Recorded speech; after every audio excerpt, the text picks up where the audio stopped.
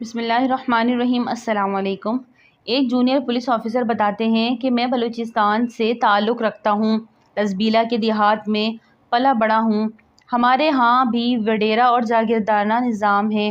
ہر وڈیرہ اور جاگیردار اپنی ذات میں کسی فرعون سے کم نہیں ہوتا۔ جو آواز اس کے خلاف اٹھتی ہے یا اس کی اصلاح کے لیے اٹھتی ہے، اس آواز کو دبا دیا جاتا ہے، یہاں تک کہ اس آواز اٹھانے والے انسان کو بھی۔ بلوچستان میں ایسی ہزاروں قبریں ہیں جن میں دفن لوگوں کا جرم فقط حق کی آواز اٹھانا تھا۔ ان قبروں میں پڑے ہڈیوں کے ڈھانچے آج بھی اپنی داستان یاد رکھے ہوئے ہیں۔ یہاں لگنے والی بہت ساری پنچایتوں میں انصاف کا قتل ہوا، اور جہاں انصاف مر جائے وہاں انسان تو بے شمار مرتے ہیں۔ آپ تاریخ اٹھا کر دیکھ لیں، پاکستان اور بلوچستان میں کبھی امن نہیں ہوا۔ یہاں ہر ادارہ، ہر وڈیرہ، بلکہ ہر انسان اپنے تئیں امن کی قربانی دے رہا ہے، مگر افسوس کہ امن کے نام پر قربانی ہر کوئی دوسرے انسان کی دے رہا ہے۔ ایسا ہی کچھ واقعہ بیان کرنا چاہتا ہوں کہ میں نوشکی میں تعینات تھا۔ ایک دور دراز گاؤں میں میری ڈیوٹی تھی۔ میرے گھر سے دفتر جاتے ہوئے ایک بازار سے گزرنا پڑتا تھا۔ میں حسب سابق آج بھی بازار سے گزر رہا تھا، مگر آج صحت خرابی کی وجہ سے میں تھوڑا لیٹ کام پر جا رہا تھا۔ اسی وجہ سے میں جب بازار سے گزر رہا تھا تو وہ پوری رونق کے ساتھ کھلا ہوا تھا۔ میں نے ایک جگہ پر لوگوں کا ہجوم دیکھا۔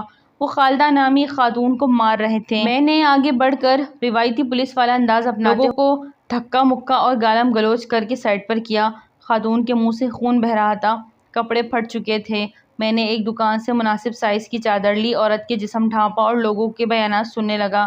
ساتھ ساتھ عورت کے چہرے کے تاثرات بھی دیکھنے لگا، کیونکہ لوگوں کی نظر میں عورت ملزمہ تھی اور میری نظر میں موقع کی مناسبت سے لوگ ملزم تھے۔ لوگوں کے بیانات کے مطابق وہ خاتون جسے پیٹا جا رہا، اس خاتون نے بازار میں خریداری کی غرض سے آئی عورتوں سے بچہ چھیننے کی کوشش کی تھی۔ میں نے بچہ چھیننے کی کوشش کرنے والی خاتون خالدہ اور جن سے بچہ چھینا گیا، ان عورتوں کے علاوہ موقع سے 4-5 مرد گواہان کو لے کر تھانے کی سمت چل دیا۔ وہ خاتون میرے برابر چل رہی تھی۔ اس کے اعتماد سے لگتا تھا کہ وہ کوئی پیشہ ورانہ مجرم ہے، یا پھر اس کو اتنا شعور ہی نہیں کہ اس نے کیا جرم کر ڈالا ہے، اس جرم کی عوض اس کو کتنی سزا ہو سکتی ہے۔ بازار عقائے اختتام تک پہنچے ہی تھے کہ سامنے سے آتی 2 خواتین جنہوں نے 1 سالہ بچے کو اٹھا رکھا تھا، ان کو دیکھتے ہی خالدہ جس نے پہلے بچہ اغوا کرنے کی کوشش کی تھی، ایک بار پھر ان کی طرف بڑھی اور ان سے بچہ جھپٹنے لگی۔ میرے ساتھ موجود مرد ایک بار پھر اس خاتون پر مردانگی دکھانے کے لیے آگے بڑھے۔ میں نے سب کو سختی سے منع کر دیا، پھر ان خواتین کو بہن کہہ کر التجا کی کہ بچہ ان کے حوالے کر دیں۔ میری موجودگی میں بچے کو کوئی نقصان پہنچے تو میں ذمہ دار ہوں۔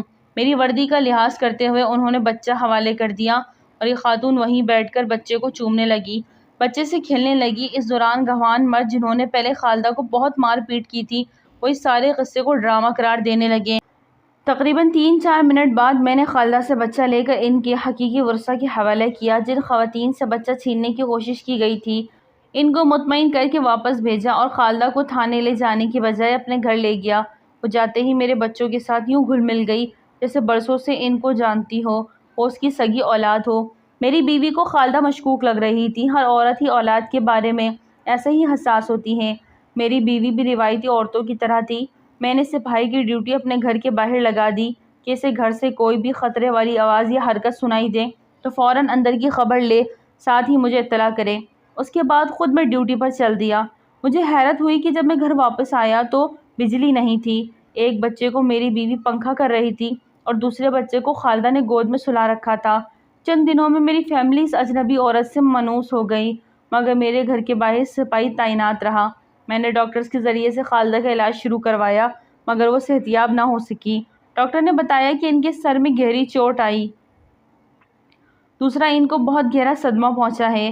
اس کے ساتھ ہی ان کا علاج تک نہیں کروایا گیا۔ ان کا ماضی ان کو یاد نہیں، البتہ صدمے اور چوٹ کے وقت اور جن حالات میں تھی وہ حالات ان کے ذہن میں نقش ہو کے رہ گئے ہیں۔ میڈیکل سائنس اور پولیس تفتیش کے بعد میں اس نتیجے پر پہنچا، ان خاتون کو مار پیٹ کر گھر سے نکالا گیا اور ان سے بچے چھین لیے گئے۔ اسی صدمے کی وجہ سے یہ کچھ وقت کے لیے کوما میں رہی۔ ان کی سوچ وہی جم کے رہ گئی۔ آج بھی ہر بچے کو لپک کر اٹھانے کا مقصد ماں کی ممتا کو سکون دینا ہے، کوئی مجرمانہ عمل کرنا نہیں۔ میں لاکھ کوششوں کے بعد اس خاتون کے ورثاء کو نہ ڈھونڈ سکا۔ وہ ایک عرصہ تک ہمارے گھر میں رہی اور یہیں فوت ہو گئی۔ اگر ویڈیو اچھی لگے تو لائک کریں، چینل کو سبسکرائب کریں اور دعا میں یاد رکھیں۔ السلام علیکم۔